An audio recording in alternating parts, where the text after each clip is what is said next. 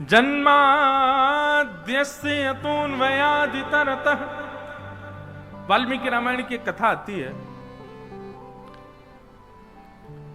कि जब विभीषण शरण में आया राम जी की में, तो विभीषण को शरण में लेने से पहले भगवान ने एक मीटिंग बुलाई। विभीषण को बाहर बैठाया और सब बड़े बड़े बानरों को बैठा करके भगवान ने मीटिंग की और सब बानरों से बोले, विभीषण आया, रावण का भाई है, क्या करना चाहिए बताओ, इसको शरण में लें कि ना लें।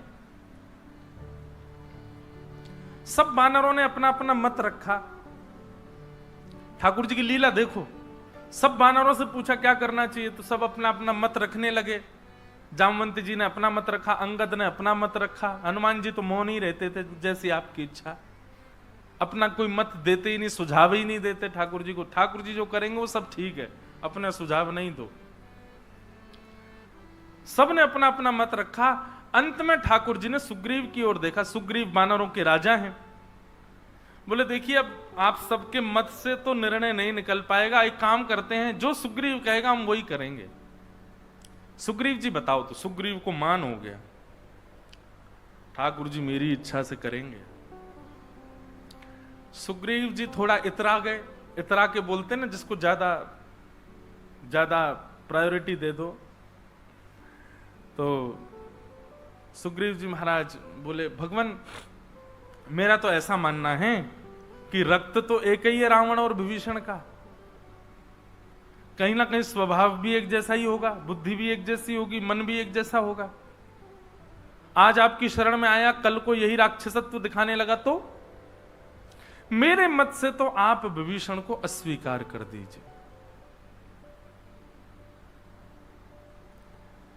राम जी ने विभीषण की बात सुनी और सब जगह हो गया कि अब सुग्रीव ने कह दिया है तो भगवान स्वीकार करेंगे ही नहीं।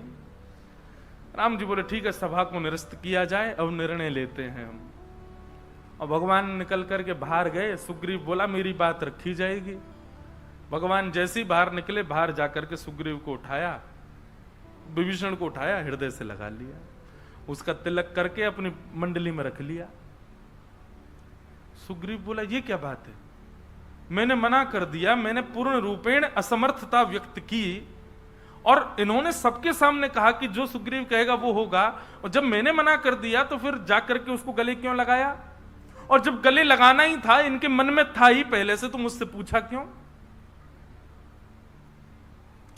सुग्रीव के मन में आ गया कि कल प्रातःकाल होते ही मैं तो यहां से चला जाऊंगा, अब आगे की यात्रा में मैं नहीं रहूंगा, अपना अपमान करवाने थोड़ी रह रहा हूं मैं इनके पास में, ये अपने आप ढूंढ लें सीता जी को, मैं तो चला जाऊंगा। तब भगवान प्रसाद पा रहे थे। भगवान ने प्रसाद पाते पाते अपना, सुनो सुग्रीव को बुलाना चाह रहा। सुग्रीव आए। सुग्रीव आकर के बैठे, जी भगवान आज्ञा करें। बोले लक्ष्मण जी के मुख की ओर देखो। सुग्रीव जी ने देखा। बोले ये पलक जितनी देर में झपकते हैं ना, लक्ष्मण जी जितनी देर में अपनी पलक झपकते हैं, इतनी देर में सैकड़ों रावणों को मारने की सामर्थ्य है हमारे अंदर।